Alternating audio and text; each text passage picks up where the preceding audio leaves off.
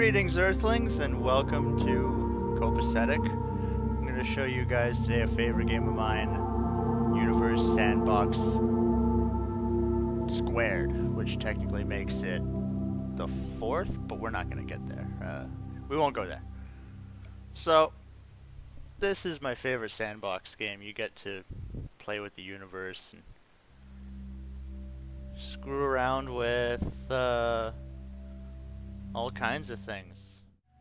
So, what I want to show you guys is how to make a neutron star.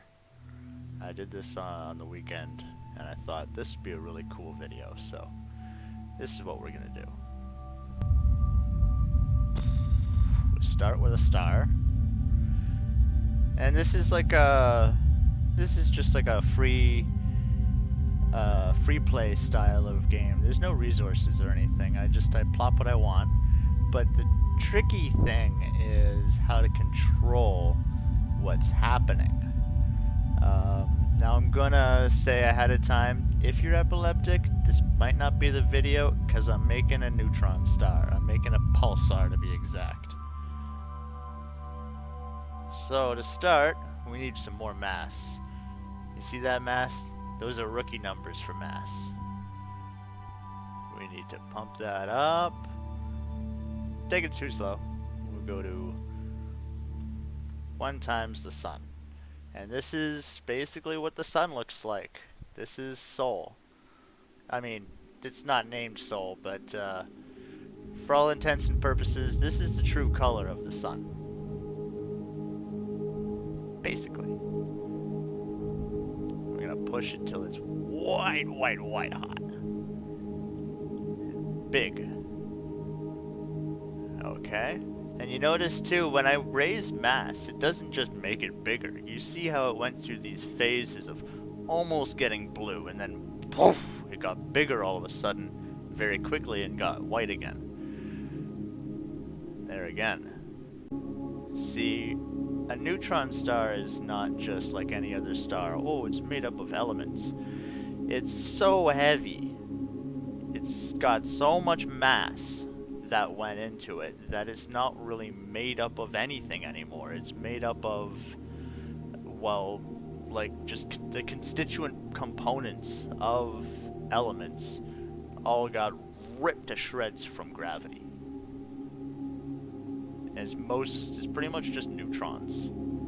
It's not even electrons anymore. The electrons, I guess they go down and something happens where they go out. I mean, I'm not like a physicist or anything, but this game makes me think I am. It's not really getting any bigger though, eh? Or bluer. But that's not a problem. We can also, ooh! That did not work. Okay.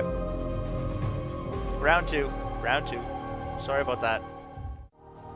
We'll do that a little bit more carefully this time.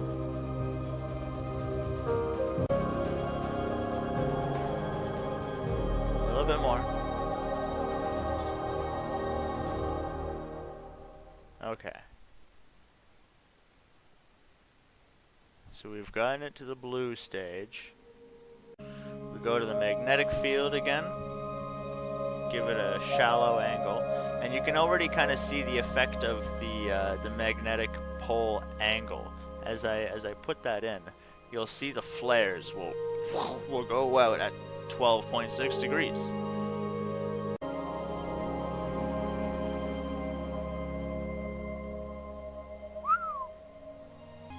But anyways, this is basically what a pulsar looks like. Is this gonna destroy it again? Yeah. So that seems to be a little bit of a glitch there. Seems to be a little bit harder than I thought just to get a pulsar that's blue, because what I want is a blue pulsar.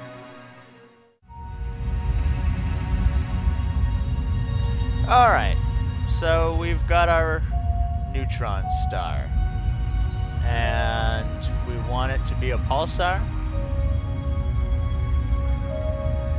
Where we go is we'll start by giving it a magnetic field.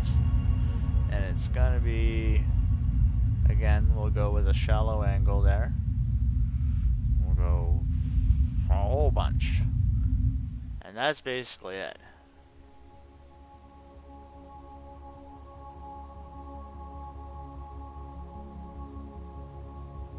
And this is what it looks like at a second per second, roughly. You would see particles moving away from it in such high doses that it's not really matter that's coming off of it. It's just like the individual particles. And they'd be flying faster than you can imagine. But its rotation speed is all off. Oops. We'll give it 0.3. The speed of light. This is why they call them a pulsar. It's basically a lighthouse. I mean, here, I'll give you a better look. Even at this distance, you can tell what speed it's going at. If you know it's how it rotates, you know? So, alright, we have our neutron star. What else do we want? I just want to go nuts now making colorful backgrounds of stars and stuff. So that's what I'm gonna do. I'll just give it a bunch of planets, and we can speed up time to see how it all looks. Ooh.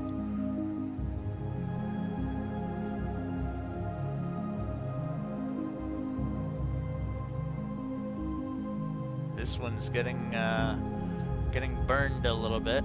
Yeah, let's not watch with the trails and everything. This is a nicer way of looking at it, so you can tell it's being burned by the star. Let's blow it up now. Hold on, let's turn it down so that you can actually see what happens at the very second that you blow up a star.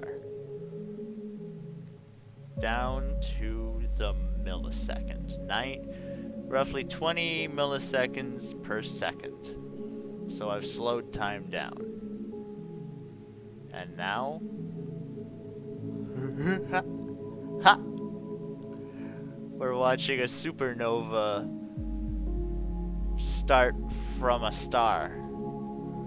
Wow. Like, that's all the energy of the star contained within where the star is. And we're gonna see it zoom out. This is one of my favorite games to play to relax. Just become God for a second. And just watch. Doesn't that look beautiful? Nice orange and teal hues to this new nebula. I've just created a nebula, and this is its first, what, couple hundred milliseconds, probably a couple thousand at this point, a couple thousand milliseconds of its life.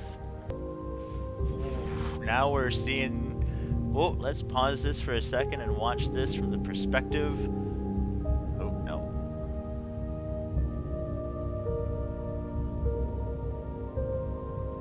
We're gonna watch this from here.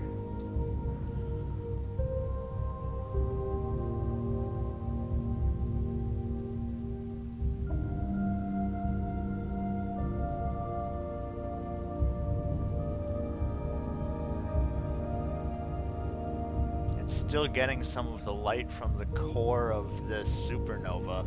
It's brighter on this side, but there's no star there anymore. Let's now watch this from my pulsar.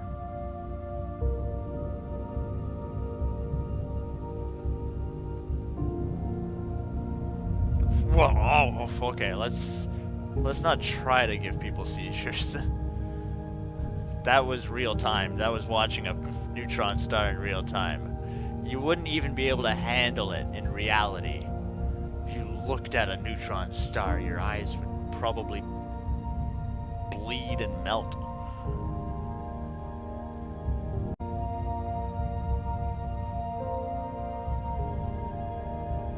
So these lonely little gas giants, I guess they're all just gonna fall with each other.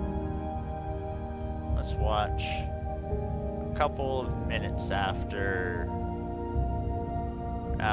this explosion.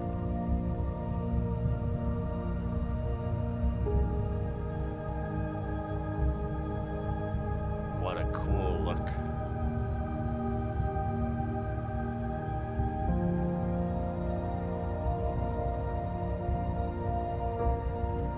Another cool thing about the game is if I open up this here, click settings.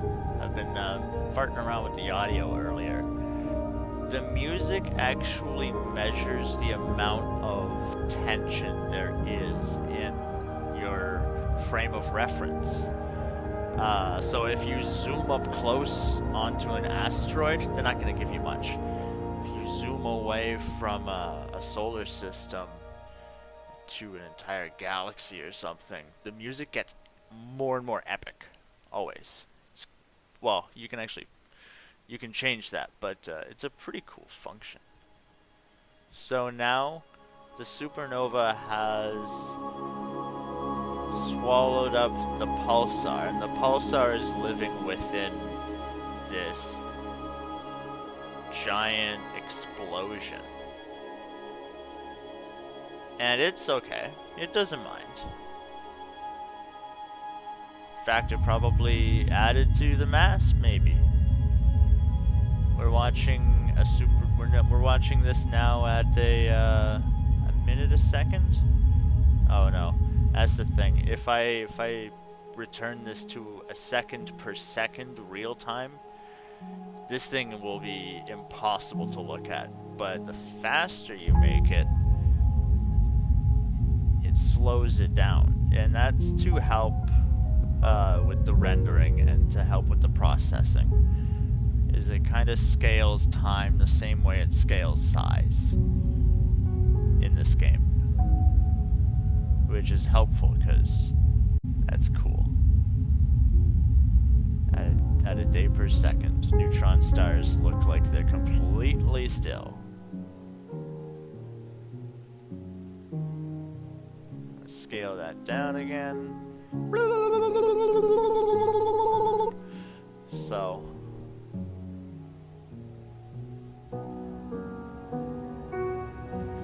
that's what that looks like.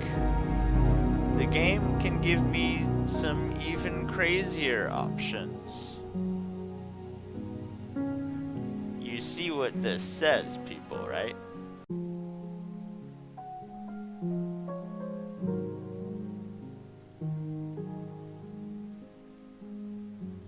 Doesn't that look cool now? These red particles here are dark matter, and I think they're initially visible just because the game designers wanted to show off how much they knew about astronomy. But ideally you don't want to see dark matter because dark matter is not really visible. Hence the name dark matter. So I think I can go into tools. There we go. So I can turn off dark matter and make it invisible. You can still actually see it there because the game needs dark matter to make galaxies work. We're watching time now, months per second. A year per second is as fast as we can go right now.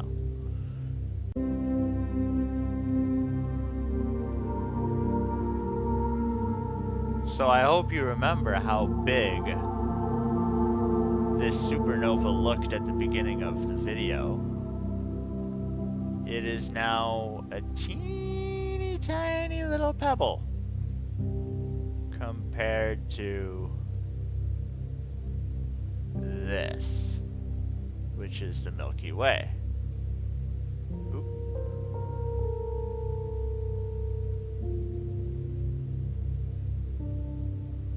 And this is usually... This is what we would draw the Milky Way as, but, I mean... The Milky Way could look like this to some people, so...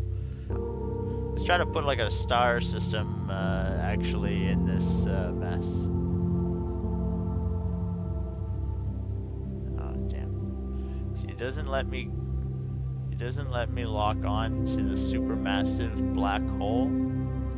It just lets me lock on to the stuff within. Like it lets me zoom in on this stuff. Sorry if that was an awkward jump. I don't see the gas giants anymore.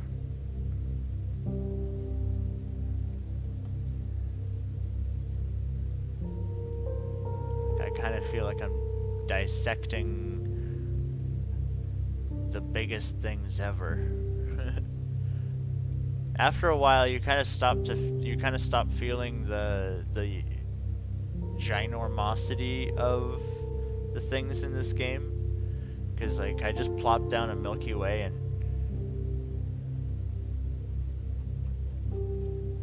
if I zoom really far away, then you can kind of tell that it's more about the space in between that makes these things big than they themselves. I don't know what I'm saying anymore. This game just sort of stuns me to the point of not being able to speak. I don't know if anyone was into this sort of stuff back in the 90s, I believe, or early 2000s. There was a program called Starfield, where you got to make bitmaps.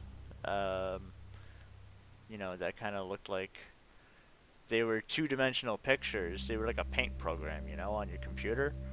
But you get to make these sort of scapes, and that's why I like this game. Is you now have this three-dimensional entity you can create. Now the background there is actually just that's a simulation. The background is just a picture, but you can actually change that. Okay, so I'm pretty sure the black hole destroyed the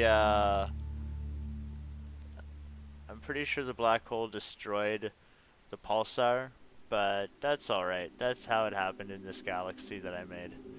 So, I hope you like that, guys. I'll see you in the next Copecetic video. Have a good one.